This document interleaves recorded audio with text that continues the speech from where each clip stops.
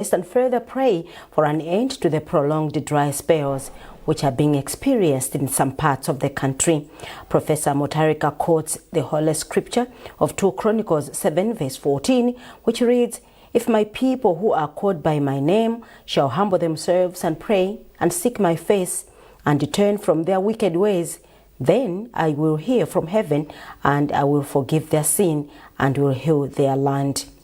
Likewise, the Holy Quran in Surah Nuh, that's Surah 71 verse 10 to 12, which declares, "Ask forgiveness of your Lord. Indeed, he is ever a perpetual forgiver. He will send rain from the sky upon you in continuing showers and provide you with wealth and children, and will provide you with gardens and rivers." The Malawi leader is therefore asking faith leaders to lead these special prayers on any day of their choice, starting from today, the 6th of February 2026, to Sunday, 8th February 2026. Meanwhile, Deputy Presidential Advisor on Religious Affairs, Reverend Alexander Kambiri, has urged faith leaders to take action by leading their congregations in prayers as called by President Mutharika. Reverend Kambiri says faith leaders have the responsibility to take action on matters of national interest as outlined in the scriptures. Well, from Lero, Patrick Dambula gave us this report. President Professor Arthur Peter Mutharika's call comes after a dry spell which has affected close to 20 districts in the country, thereby threatening crop production. Commenting on the president's call, Deputy Presidential Advisor on Religious Affairs Reverend Alexander Kambiri has appealed to faith leaders to act on the call by the president by leading their congregations in prayers. Reverend Kambiri says the problem at hand affects all Malawians, hence the need to join hands in prayers. It's not a matter of just hearing what the president has said, but taking action to do something according to what the president has asked us to do. Because normally when we can just hear and remain quiet, nothing can happen. But it's our responsibility as church leaders to encourage our members to pray for this as the president has asked us to do so. Also commenting on the matter, Apostle Mike Chisale of Remnant Church of Jesus thanked God for instilling wisdom in the president to ask for prayers, saying, "4 times without count, God has answered the nation's prayers on different issues. Hence, the same will happen this time around." My reactions, number one, is to thank God, because it came from him that he put his words into the heart of our president. We really appreciate the initiative we have received from the president. And again, I would like to encourage believers wherever they are. We can pray and God will answer, because we have prayed many times and we have seen tangible results. In his call, President Professor Arthur Peter Mutharika urged the nation to engage in prayers this coming Friday, Saturday and Sunday, which are the days of worship for almost all religions. Patrick Dambula, MBC News, Lilongwe. Meanwhile, the Muslim Ulama Council in Mangochi, under the Muslim Association of Malawi Imam, has organized the special prayers for good rains. Vice Chairperson for the Council in Mangochi, Sheikh Musa Adam, said the prayers will take place at Mufti Abbas Primary School ground in Mangochi from 6 o'clock in the morning on Saturday, 7 February 2026. Sheikh Adam said the prayers have been organized in response to President Mutharika's call for faith leaders and the entire nation to unite in prayer for good rains across the country. He spoke to Dave Uma. We have organized prayers to be conducted on Saturday, 6 a.m. And these prayers are organized at Mufti Abbas Primary School ground, and all the Muslims are required to attend. And these prayers are called Salatul Istisqa in Islam, which is called the prayer that is meant to ask God Almighty to provide us rain in the time of drought. We are therefore requesting all the Muslims who are in Mangochi and around to come and participate and join us so that we all can cry to God Almighty to bless us with rainfall so that we can be able to harvest enough. Before we go into the prayers, first we make sure that we ask for forgiveness from God Almighty. Whenever there's this kind of catastrophe, it's always as a result of our own wrong actions. So we always encourage every Muslim to ask God Almighty for forgiveness as much as we can before the day that we conduct the prayers. Chief Secretary to the government, Justin Saidi, has challenged controlling officers in the public service to embrace critical reforms in order to actualize President Mutharika's vision of transforming the economy and improving service delivery. Saidi was speaking in Lirongwe during an orientation meeting for principal secretaries and controlling officers on public finance management, the economic recovery plan, and public sector reforms. Maintu Modzi reports. Chief Secretary to the government, Justin Saidi, has appealed to all controlling officers in ministries, departments and agencies to support the measures government has taken to stabilize the economy. He says over 140 days have passed now since the new administration inherited an economy that was in serious distress, marked by high inflation, acute food shortages, persistent fuel scarcity evidenced by long queues, and severe foreign exchange constraints. He says currently government is mobilizing every effort to restore stability and confidence in the economy as stipulated in its economic recovery plan. When you look at the people in the room, most of them are new, and we needed to tell them how work is supposed to be done, what processes are there, what policies of government are there. So it was imperative that we meet and we work as one, because we are all serving the government, and the policies that we follow are from government. Therefore, everybody should know his or her role. We need people that will do the administration, they know the administration. We need people that will do issues of finance, that are knowledgeable about finances. We do people that do ICT. You cannot take somebody who doesn't know ICT to lead the ICT. So therefore, it is imperative that we must have people that are well conversant. Saidi also disclosed that due to the measures, the country is returning to safe zones with current fuel cover of 15 days in reserve. Meanwhile, Secretary to Treasury Cliff Chiunda has assured MDAs that government will continue providing them with relevant financial resources for their operations. However, he called for strict adherence to the austerity measures government introduced in 2025. Recovery plan as one other way of trying to address all these shortcomings, all these challenges that the economy was facing. And to that effect, let me say that because globally, if you see globally at the moment, there's a global trend that development assistance is going down. So countries like Malawi have to rely mostly on our own local resources. And as a result, we had to institute those particular measures to make sure that the various plans for government can be implemented. The orientation meeting, which was hosted at the Malawi School of Government, brought together almost all principal secretaries and controlling officers. Currently, there are less than 40 principal secretaries in the civil service, half the number of such portfolios before October 2025. Maintu Modzi, MBC, Lirongwe. The Ministry of Homeland Security has committed to making Malawi prison service financially independent. The commitment has been made by Minister responsible Peter Mukito after appreciating some of the Malawi Prison Services works in the eastern region. Mukito said the ministry believes that if well supported, MPS can grow its own food and generate own revenue from the sale of technical work products from their workshops. During the tour, the minister was in the company of his deputy, Norman Chisale. We have a report by Jeffrey Chinawa.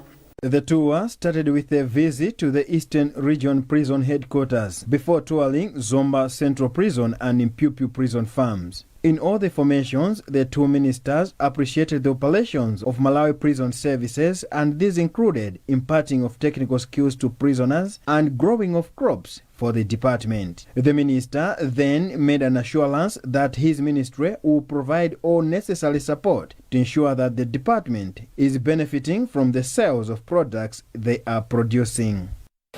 We are really impressed In fact, what we have seen today, we never expected to see it. Initially, we visited the central prison, the Zomwe central prison. And let me commend our men in uniform at the Zomwe central prison for the wonderful job they're doing in rehabilitating the inmates. We have seen the way they are doing the sewing, the carpentry, as well as again the welding. It's so amazing. And I think what we need to do as a ministry is to make sure that we assist them, where possible, commercialize some of their products so that people could do at least come and see and buy. They are making very wonderful sofas, they are making very beautiful doors, metal doors, as well as again many products that are made there, including the tailoring.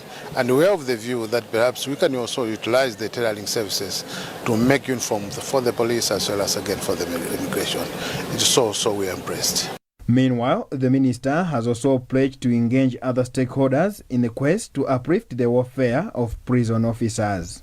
Basilio Chapoala is the Commissioner of Prisons responsible for rehabilitation and reformation. As a department, we are very grateful for their coming.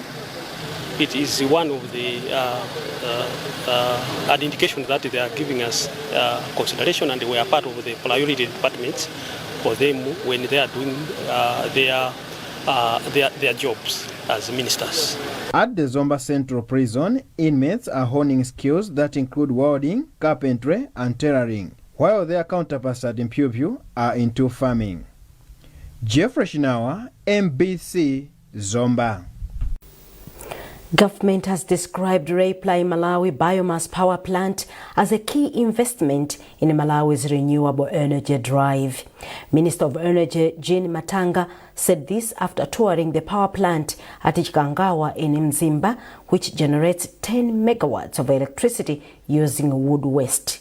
George Nkandawire reports. The biomass power plant generates 10 megawatts of electricity using wood waste from the company's timber processing activities. Speaking after touring the plant, Minister of Energy Jean Matanga noted that the project not only contributes to increased power generation, but also supports environmental conservation by promoting the use of renewable energy sources and reducing reliance on hydroelectric power. She further commended Malawi Limited for adding value to waste materials while creating employment opportunities for many people. The minister has since appealed to more independent power producers to come in for the country to have sustainable and reliable power supply. They are producing 10 megawatt and they are supplying 3 megawatt to the national grid. But let me hasten to say that previously we used to provide them with 6 megawatt and they've since surrendered that back to ESCOM. So it means we've gotten 9 megawatt at the moment from Library. So I must say that I'm impressed with what Library is doing. They're doing a very good job. This is clean energy that is being advocated worldwide. It's clean and they are making sure that they're putting nothing to waste. So I must say that this is a good project that we have, and we want to make sure that we provide a good environment for them to thrive and as much as possible probably upscale the production from the current 10 megawatt. Library Malawi Chief Executive Officer Krishna Das said the power plant is part of the company's commitment to sustainable industrial development and supporting the country's energy sector. The power plant project that we brought in is with the same interest. We have got our own interest, but together we are able to support the national interests. Currently we are having some challenges because of forex to import necessary raw materials like chemicals for treating the coals. So we are engaging with the ministry and government to come in and assist us so that we can adequately support the department. The biomass power plant generates 10 megawatts of electricity using wood waste from timber processing operations. George Nkandawire, MBC, Mzimba. And this is MBC News, a reminder of our top stories. The national prayers that President Mutharika has called for commenced today across the country. Chief Secretary to the government challenges controlling officers in the public service to embrace critical reforms in order to actualize the vision of President Mutharika. And Parliamentary Committee on Agriculture and Irrigation gives Admarc 7 days to submit a report on the record 45 metric tons of contaminated maize flour in December last year.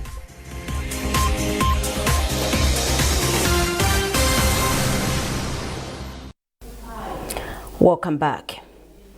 Minister of Education, Science and Technology, Bright Msaka, has commended the existing cooperation between Malawi and India, which has seen Malawi benefit in areas such as medicine, technology and innovation.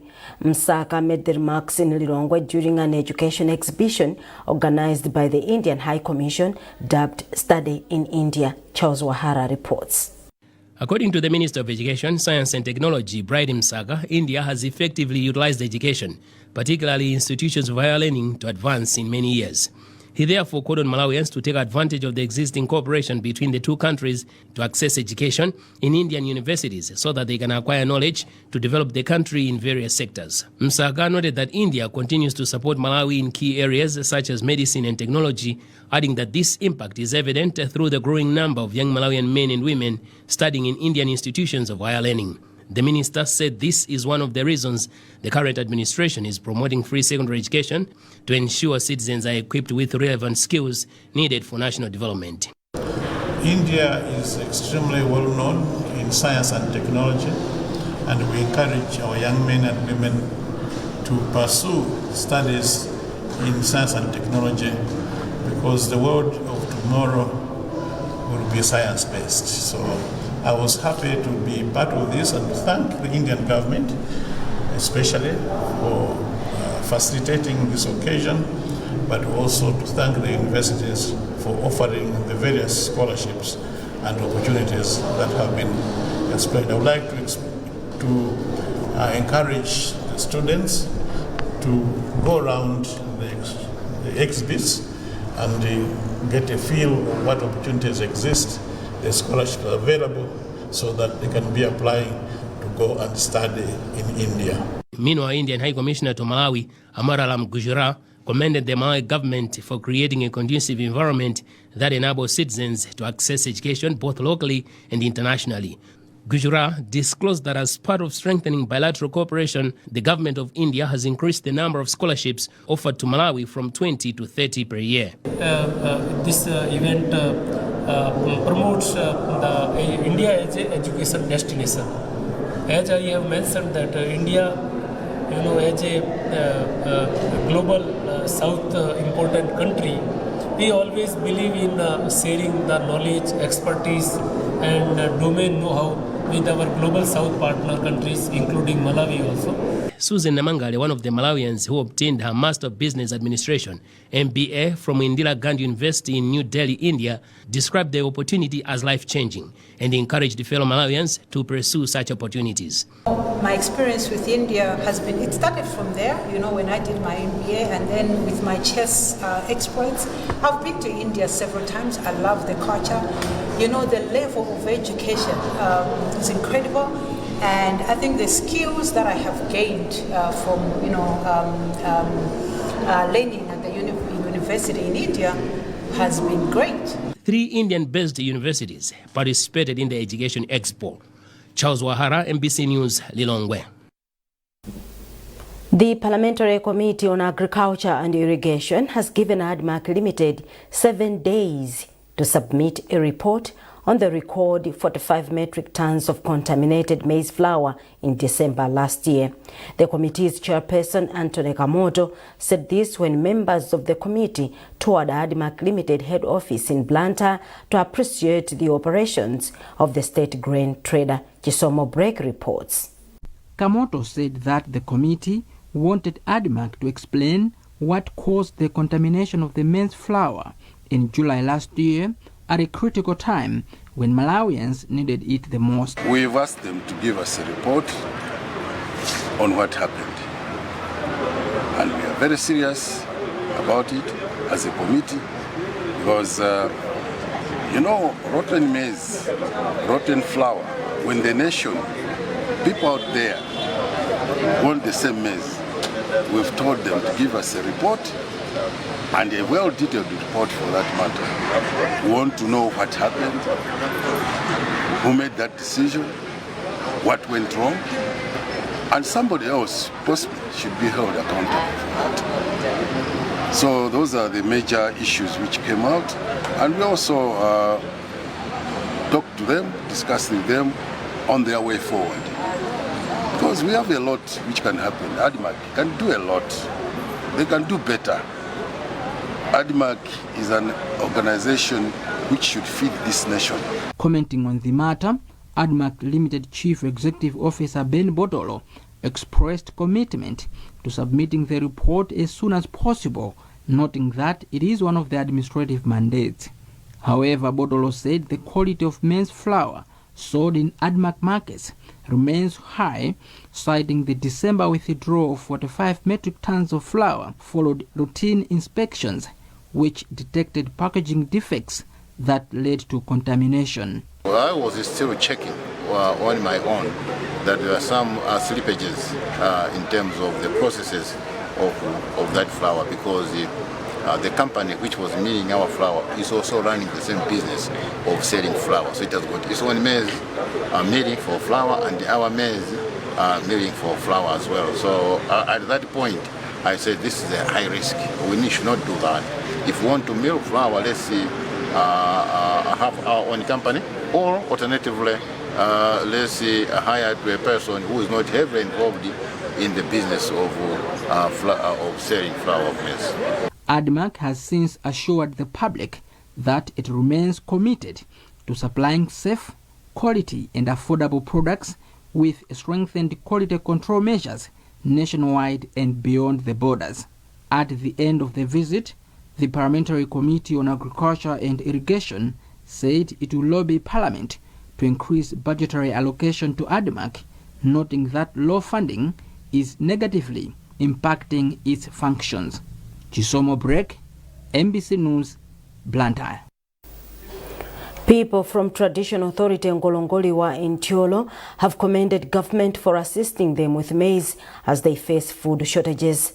Member of Parliament for Tiolo Goliath Morini Namwali made the remarks as the Department of Disaster Management Affairs DODMA distributed maize to affected families in the area. Arthur Chokoto reports.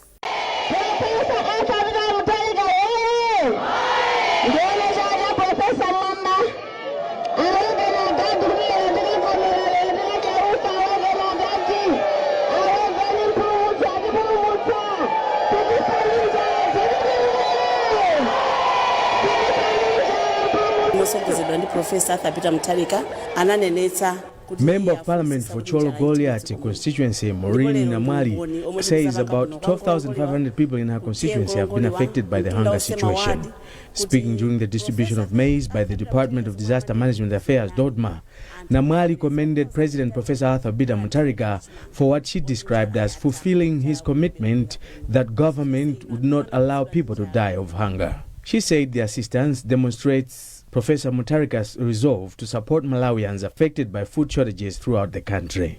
Namwali also urged beneficiaries not to sell the maize, but to share with those who may not have received aid. In the current phase of distribution, about 1,800 households have received 50-kilogram bags of maize each. Namwali said the maize is being distributed in phases targeting households at risk of food insecurity. Group village headman Samu said food shortages in the area were caused by dry spells experienced during the farming season and limited access to fertilizer among farmers because of the exorbitant prices of the commodity during that season. Village headman Samu thanked government for the intervention, saying the maize assistance would help cushion affected families, adding that there is need for Malawians of all walks of life to support President Mutharika's government and his vision for the country to be bailed out of poverty. Arthur Chokoto, MBC News, Cholo. In sport, MBC online editor Romeo Umali has won the 2025 TNM Super League Media Award for online category. Nkhani Mtengo of Mibawa Television has been named Best TV Reporter, while Sam Banda of Zodiac Broadcasting Station has scooped the Best Radio Reporter Award. Bright Kanyama, also from Zodiac, emerged winner in the Best Commentary category and has also claimed the Best Analysis Award. Well, that item concludes this edition of MBC News. A reminder of the top stories before we leave.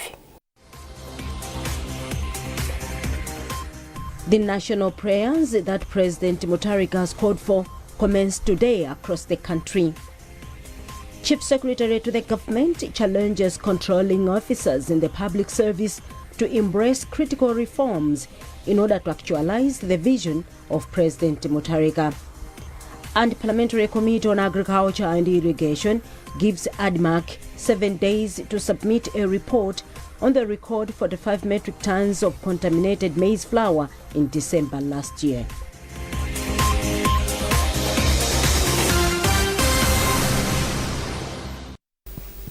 Keep up to date with our news coverage on our digital platforms by scanning the QR code at the top right corner of your TV screen. You are with me, Sifatim Susa. Keep watching MBC.